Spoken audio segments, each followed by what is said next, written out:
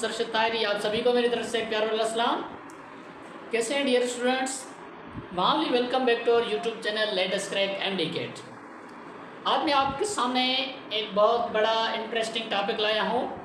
वो है हमारे पास इंटरनल आर्किटेक्चर ऑफ ब्रेन, जो सबका खराब है। क्या दिमाग खराब है ना? आज इस दिमाग की ऑपरेशन करनी है कि क्यों खराब होता है। ठीक है, उससे पहले मैं आपके सामने एक गुनाह करता हूँ, बड़ा गुनाह। आपसे इजाज़त लेकर गुनाह करूँ। गुनाह मेरा ये है कि आपके सामने मैं आज आपसे 2-3 सवालात करता हूँ।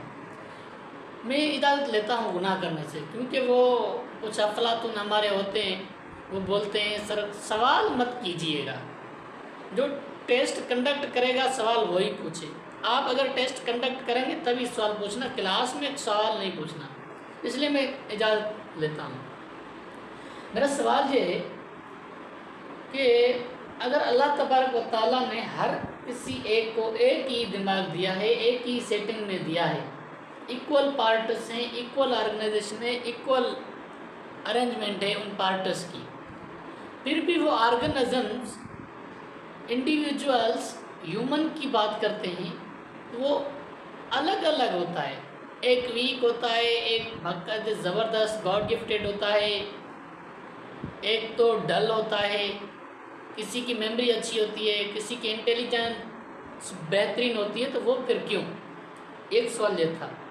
दूसरा सवाल मेरा ये है कि हमारी बॉडी के अंदर वेरी मोस्ट ऑर्गन सा है जो पूरी बॉडी को चला सकता है और वो पूरी बॉडी के लिए वेरी इंपॉर्टेंट हो।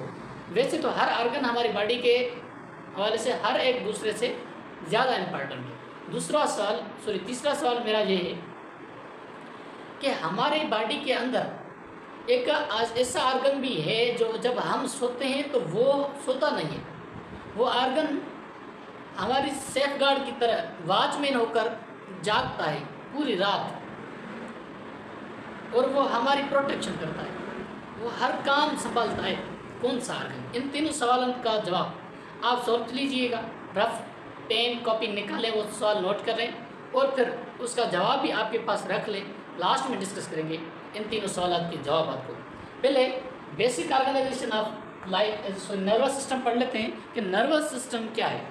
नर्वस सिस्टम एक ऐसा सिस्टम है जिसके अंदर कोई भी इंडिविजुअल और ऑर्गेनिज्म किसी स्टिमुलाई को जब रेस्पॉन्स देता है तो किसी बेहतरीन अरेंजमेंट से देता है, ठीक है, जिसकी वजह से वो परफॉर्म कर सकता है कोई भी फंक्शन।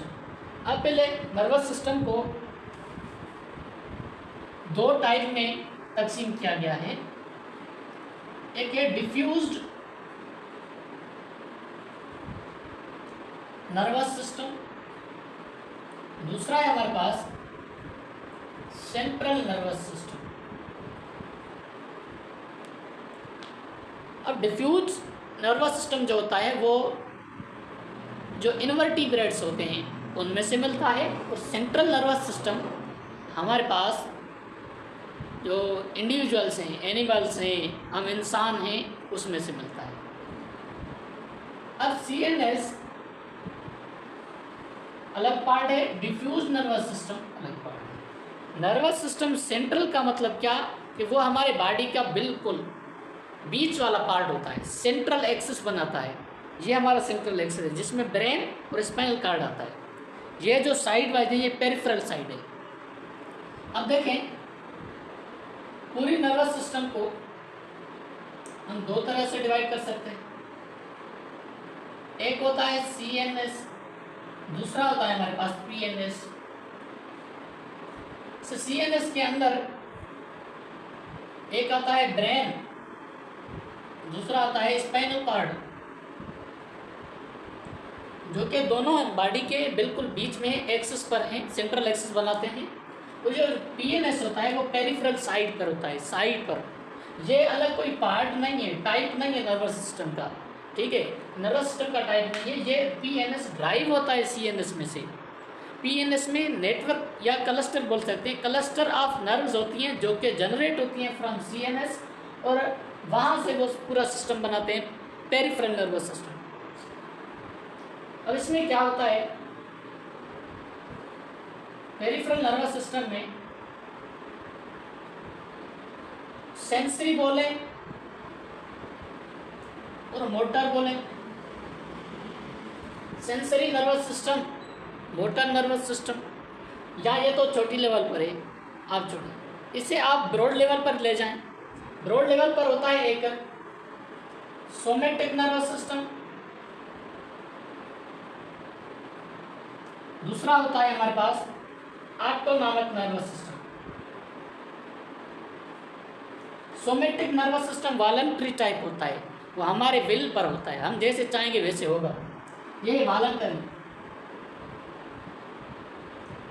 ये है इनवॉलंटरी, इसको बस हमारा ब्रेन ही जैसा चाहेगा वैसे ही होगा। अब इस सोमेटिक नर्वस सिस्टम में हमारे एसटीपी के अंदर सेंसरी और मोटर के से डिवाइड किया गया है, लेकिन सेंसरी और मोटर दोनों पीएनएस के पार्ट हैं। फिर वो मोटर डिवाइड होता है ऑटोनॉमिक और सोमेटिक में। फिर ऑटोनॉमिक के और दो हैं, कौन से? एक होता है सिंपैथेटिक, दूसरा होता है पैरासिम्पैथेटिक।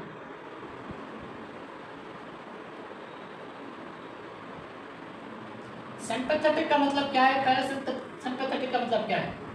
सिंपैथेटिक का मतलब है कि कोई ऐसा ऑटोनॉमिक नर्वस सिस्टम जो कि इनवॉलंटरी काम हो, खुद ब खुद कंट्रोल में हो, हमारी विल में नहीं हो, और इसमें क्या हो कि ये कंडीशन या सिचुएशन इमरजेंसी टाइप होती है। इमरजेंसी टाइप का मतलब क्या? ये है इमरजेंसी सिचुएशन। ये नर्वस सिस्टम हमारी प्रोटेक्शन करता है इमरजेंसी सिचुएशन में, कि सामने एक जंगल है, उसमें शेर खड़ा है, आ नहीं रहा, आप उसके सामने खड़े हैं और शेर सामने खड़ा है। पहले तो आपकी कंडीशन नॉर्मल से इमरजेंसी सिचुएशन में चली जाएगी, फिर आप देखेंगे या मैं निकल जाऊं या खड़ा रहूं, ये आपके दिमाग में ये बातें आएंगी, मैं खड़ा रहूं, भाग जाऊं, ये मुझे खाएगा या मैं इसे मुकाबला करूंगा। अब शेर से कौन मुकाबला करता है, ये ख्यालात आते हैं। अब इस कंडीशन में क्या होता है, तो या तो आप मैदान छोड़ के चले जाएंगे या वो आप उससे लड़ेंगे, शेर हो या किसी भी कॉम्पिटिशन में ऐसा इमरजेंसी सिचुएशन आ जाए तो सिंपैथेटिक नर्वस सिस्टम आपकी बॉडी को प्रिपेयर करती है। कैसे? जाहिर है आप शेर की कंडीशन में तो भाग जाएंगे। इस कंडीशन को कहा जाता है या तो आप उस कंडीशन में लड़ें या वहाँ से भाग जाएं, फाइट और फ्लाइट कंडीशन। या आप कुछ ना कुछ करें या खुद मर जाएं, डू और डाई, फाइट और फ्लाइट, ये दोनों कंडीशन सिंपैथेटिक नर्वस सिस्टम में आते हैं। पैरासिम्पैथेटिक नर्वस सिस्टम में क्या होता है? पैरासिम्पैथेटिक नर्वस सिस्टम में होता है नॉर्मल कंडीशन, नॉर्मल सिचुएशन। इस नॉर्मल सिचुएशन में हमारी बॉडी को जैसे रेस्ट में होते हैं वही सिस्टम चलाते हैं, ठीक है। हमारा डाइजेस्टिव सिस्टम खुद ब खुद चलता है, कार्डियोवास्कुलर सिस्टम नॉर्मल स्पीड में, रेस्पिरेटरी सिस्टम नॉर्मल सिस्टम है, सब सिस्टम्स नॉर्मल कंडीशन में। अब जब वो सिंपैथेटिक नर्वस सिस्टम जो इमरजेंसी सिचुएशन चली आती है तो वो सिंपैथेटिक नर्वस सिस्टम के अंदर जो भी प्रोसेस है वो अल्टर हो जाते हैं। ये नहीं कि सिंपैथेटिक नर्वस सिस्टम और पैरासिम्पैथेटिक नर्वस सिस्टम दोनों एक दूसरे के एनालॉगस हैं, अगेंस्ट काम करते हैं। ये जो डाइजेस्टिव सिस्टम को स्लो करेगा, सिंपैथेटिक नर्वस सिस्टम उसे फास्ट कर देगा। ब्लड सर्कुलेटरी सिस्टम हमारी बॉडी के अंदर नॉर्मल है, वेसल्स में चलता है। जब इमरजेंसी सिचुएशन आएगी तो हमारा खून ज़्यादा स्पीड से चलेगा। इसका मतलब जो कार्डियक रेट है, कार्डियक जो आउटपुट होता है वो फिर फास्ट हो जाएगा। जो ये काम करता है ना सिंपैथेटिक नर्वस सिस्टम, उसके अपोजिट करता है। यही चीज़ है। ये अगर फाइट करता है, फ्लाइट करता है, तो वो रेस्ट और रमिनेशन कंडीशन में आता है। रेस्ट और रमिनेशन, इत्मीनान जिसको बोलते हैं, फुर्सत, सुकून की हालत में, रेस्ट की कंडीशन में हो, ठीक है। ये हमारे पास पैरासिम्पैथेटिक नर्वस सिस्टम। अब इसमें थोड़ा सा ये समझना है, तो सेंट्रल नर्वस सिस्टम के अंदर ब्रेन और स्पाइनल कार्ड आते हैं। ब्रेन का काम क्या है? सेंट्रल नर्वस सिस्टम हमारा एक इंटीग्रेटिंग सेंटर है। इंटीग्रेटिंग सेंटर का मतलब क्या? इंटीग्रेटिंग सेंटर का मतलब ये है कि कोई भी स्टिमुलाई जब आता है ना सेंसरी ऑर्गन से, वो डायरेक्ट आता है ब्रेन के पास। फिर वो ब्रेन क्या करता है? ब्रेन हमारे पास एक इंटीग्रेटिंग सेंटर है जहाँ पर इंफॉर्मेशन एनालाइज होता है, इंटरप्रेट होता है, इन्वेस्टिगेशन होती है यहाँ पर। इसके अलावा मेमोरी बनती है, थाट्स जनरेट होते हैं, ठीक है।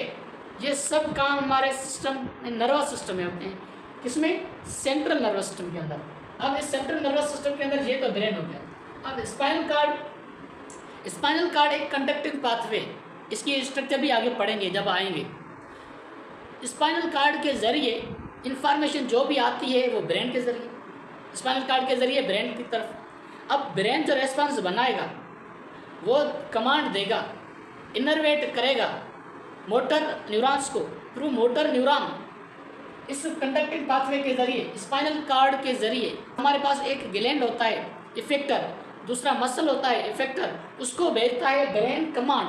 किसके जरिए? स्पाइनल कार्ड के जरिए। इसका मतलब स्पाइनल कार्ड हमारे पास सेंट्रल नर्वस सिस्टम का वो पोर्शन है जो कंडक्टिंग पाथवे का काम करता है। जैसे व्हीकल एक शहर से दूसरे शहर तक मटीरियल्स को ट्रांसपोर्ट करते हैं, वैसे ही स्पाइनल कार्ड हमारे पूरी बॉडी के अंदर एक कंट्री है। हमारी बॉडी एक शहर से दूसरे शहर तक इंफॉर्मेशन को ले चलने वाला जो व्हीकल है वो हमारे पास कौन है? स्पाइनल कार्ड, ठीक है। समझ गए ये बात? अब स्पाइनल कार्ड और ब्रेन की प्रोटेक्शन, इसकी संभालता पड़ेंगे कि सीएनएस का कैसे कवरिंग और प्रोटेक्शन है। अब सीएनएस का यहाँ पर पढ़ लेते हैं कि CNS central nervous system. Central nervous system के अंदर 10 से 100 इंटर न्यूरॉन होते हैं। इंटर न्यूरॉन को एसोसिएशन न्यूरॉन भी कहा जाता है। इतने नंबर ऑफ न्यूरॉन है जिसकी वजह से इंफॉर्मेशन पर एनालाइज होता है, इंटरप्रेट होता है, ठीक है। अब सेंट्रल नर्वस सिस्टम के अंदर प्रोटेक्शन पढ़ते हैं। इस प्रोटेक्शन के अंदर ब्रेन और स्पाइनल कार्ड को, यानी कि जनरली हम सीएनएस पढ़ लेते हैं। तो 3 चीजें हैं जो इस सीएनएस को कवर अप करते हैं, प्रोटेक्ट करते हैं। एक होता है स्केलेटन। आप बोलेंगे सर स्केलेटन क्या है? इस स्केलेटन के अंदर आप स्कल बोलें, क्रेनियम बोलें, या आप vertebral column, VC vice chancellor नहीं, वर्टिब्रल कॉलम होगा। अब skeleton, skull, cranium, vertebral column, ये स्केलेटन एक वो टर्म मैंने यूज किया है जिसमें ये तीनों चीजें आ सकती हैं। वर्टिब्रल कॉलम भी बोन करता है, क्रेनियम में भी बोन है, स्कल में भी बोन है, ठीक है। ये कहता है ये सारी चीजें स्केलेटन है। अब एमसीक्यूज में जब ये तीनों चीजें आ जाएं एक साथ तो हम ब्रेन के हवाले से प्रोटेक्शन की बात करेंगे तो वो क्रेनियम को टिक करेंगे। अगर क्रेनियम नहीं है, स्केलेटन और स्कल हैं, तो वो स्कल को टिक करेंगे। अगर ये तीनों चीज़ें नहीं है और कुछ है तो वो हम स्केलेटन को प्रेफर करेंगे। इसके अलावा अगर स्पाइनल कार्ड की प्रोटेक्शन की बात आए, spinal cord is protected by, तो ये तीनों चार ऑप्शन पड़े हैं, हम किसको टिक करेंगे? जाहिर है वर्टिब्रल कॉलम उसको प्रोटेक्ट करता है। वर्टिब्रल कॉलम इस क्या है? स्केलेटन है, तो हम इसको प्रेफर करेंगे, स्केलेटन को नहीं, ठीक है। अब ये दोनों चीज़ें प्रोटेक्ट करते हैं किसको? ब्रेन को। वर्टिब्रल कॉलम किसको? स्पाइनल कार्ड को। जबरदस्त। दूसरी चीज, 3 लेयर्स ऑफ मेनिंजेस, इसको मेनिंजेस बोलते हैं। 3 लेयर्स मेनिंजेस क्या होता है? एक होता है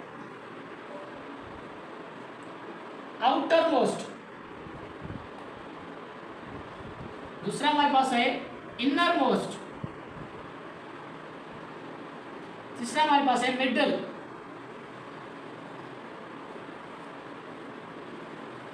आउटर मोस्ट को हम बोलते हैं ड्यूरामीटर,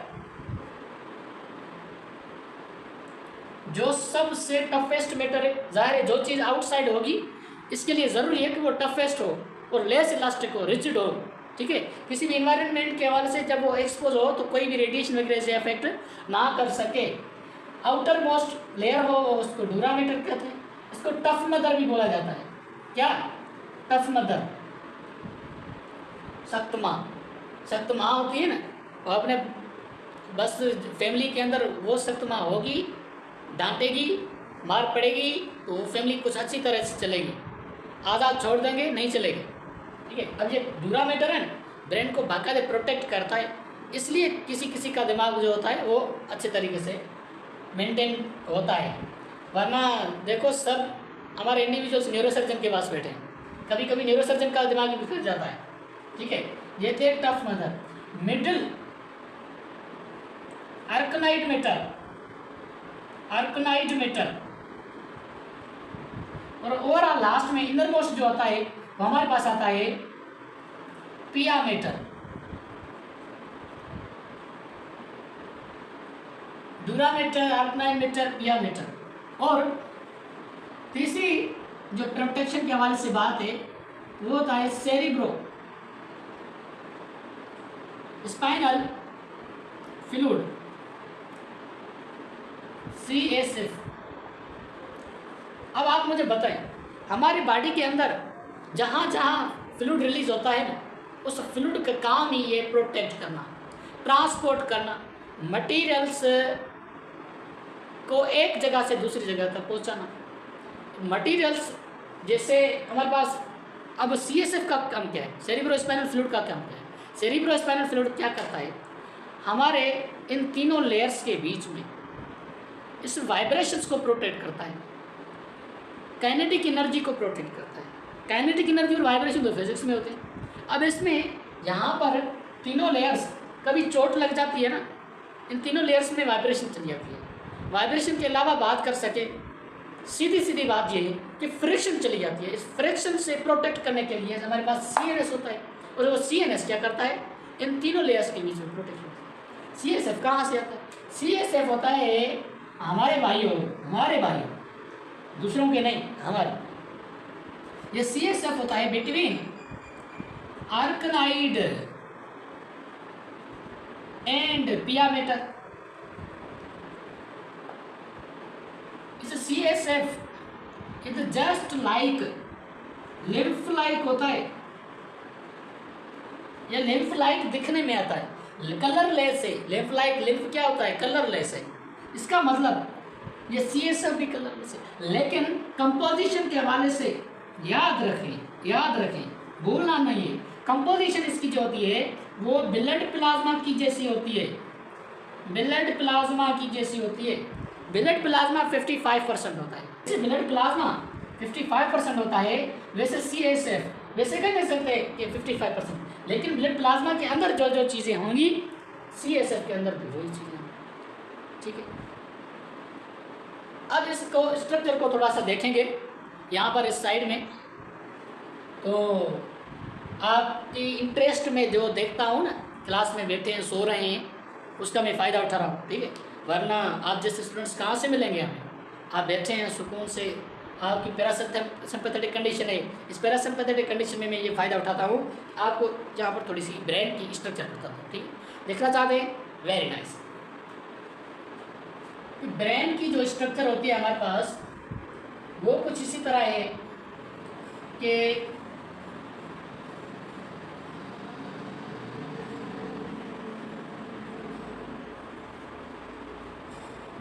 इसको पता नहीं आप क्या बोलते हैं, मैं इसे एक होता है ना कोकोनट, कोई ड्राई फ्रूट होता है, इसी तरह है ब्रेन की स्ट्रक्चर, इंटरनल स्ट्रक्चर इसी तरह है।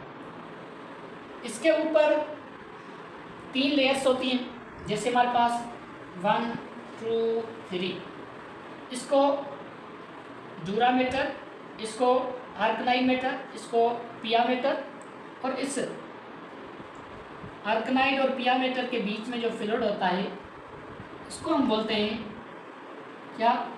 CSF। और यहाँ पर फिर ब्रेन होता है। इस ब्रेन के ऊपर डूरामीटर, अल्कलाइन मीटर, पियामीटर होता है। इसके अंदर फिर जो हम इसको लेते हैं ना, इस ब्रेन को, फिर इसकी स्ट्रक्चर ये बनती है। अब इस स्ट्रक्चर में आप कुछ देख रहे हैं, क्या देख रहे हैं? ये तो बड़ी ओपनिंग देख रहे हैं। इस ओपनिंग को, इस शैलो ग्रूव को कहते हैं हम लॉन्गिट्यूडिनल फिशर। अब इस लॉन्गिट्यूडिनल फिशर का काम क्या है?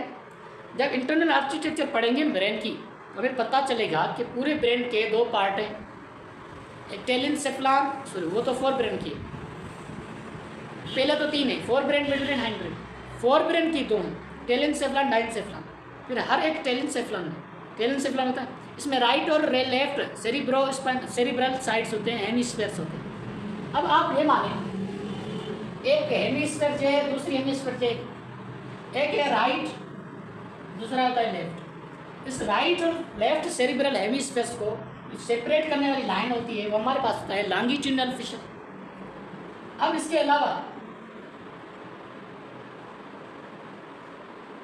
इंटरनली ऐसे कुछ होता है। ये जो आप सामने अपराइट पोर्शन देखते हैं, अपराइट पोर्शन, इसको हम गायरस बोलते हैं। गायरस अपराइट पोर्शन या स्वेलन पोर्शन होता है, इसको भी गायरस बोलेंगे। ये है प्री सेंट्रल, ये है पोस्ट सेंट्रल गायरस। इसके अलावा जहाँ पर जो आप एक होल देख रहे हैं, ग्रूव है, पिट है, इस ग्रूव को हम शैलो ग्रूव कहते हैं। शैलो ग्रूव, इस शैलो ग्रूव को हम बोलते हैं सल्कस। सल्कस, सल्काइस का प्लूरल होगा, सल्कस इसकी स्ट्रक्चर है, ठीक है। ये था। अभी ब्रेन के हवाले से जो प्योरली ब्रेन की तरफ चलेंगे ना, वो हमारे पास होगा fore brain, mid brain, hind brain. उसके ऊपर एक ही लेक्चर बनाएंगे क्योंकि थोड़ा सा कॉम्प्लेक्स है, उसकी बारीकी लेवल से स्टडी करेंगे डिटेल्ड में, क्योंकि ब्रेन एक ऐसा चैप्टर है, टॉपिक है, जिसमें पीएमसी निकाले तो इसमें 3-4 सवाल निकाल सकता है। इसमें पास्ट ईयर क्वेश्चन भी थे, मैं आपको बताऊंगा। लेकिन जो मैंने आज गुनाह किए 3, ठीक है, इस गुनाह का मैं आपके सामने अजाला बताऊंगा। मैं अजाला करूँगा। एक सवाल था कि अल्लाह ताला ने हर एक इंडिविजुअल को सेम ब्रेन दिया है, फिर भी एक दूसरे से डिफरेंट है। कोई डल है, कोई वीक है, कोई इंटेलेक्चुअल है, एक्टिव है। उसका जवाब ये कि अल्लाह तबारक व तआला ने जो दिमाग दिया है ना, वो कार्टेक्स इक्वल नहीं दिया।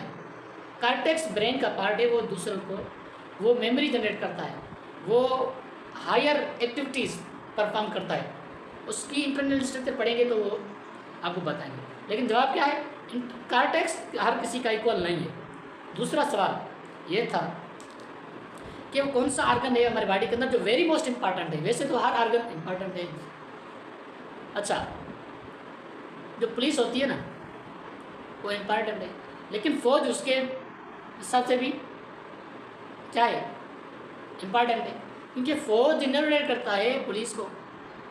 अब ब्रेन जो हमारा पार्ट है, वो एक वैसा आर्गन है जो दूसरे जो आर्गन है उनमें से सबसे ज़्यादा इम्पॉर्टेंट है। ब्रेन इन सब आर्गन्स को इनर्वेट करता है, हुक्म करता है। कभी ऐसी बात भी बताते हैं ना, मुझे प्यार हो गया, मुझे मेरा दिल आपको चाह रहा है, मेरा दिल कहता है कि आप आ जाओ, मेरे दिल आपके लिए इंतजार करता है। दिल कुछ नहीं करता, ये सब कुछ ब्रेन काम करता है। ये आपका दिमाग खराब हो जाता है, फिर तब वैसी बातें करते हैं। मेरे 32 दिल हैं, दिल एक ही है, 32 दिल कहाँ से यार? ये सब ख्यालात हमारा ब्रेन जनरेट करता है। जब वो ब्रेन मीटर उसका शॉर्ट हो जाता है, ब्रेन ठीक होगा वैसी बातें नहीं करेंगे। नेगेटिविटीज़ आते हैं, पॉजिटिविटीज़ आते हैं, ब्रेन के अंदर आती हैं, वो सब कंडीशंस बॉडी के ब्रेन में जनरेट होते हैं। इसके अलावा तीसरा सवाल हमारा ये था कि कौन सा आर्गन है जो सोता नहीं है। तो रात को हम ख्वाब देखते हैं, मैं जन्नत में गया, नदियाँ बह रही हैं, दूध बह रहा है, शहद बह रहा है, जमजम पी रहा हूँ जन्नत में।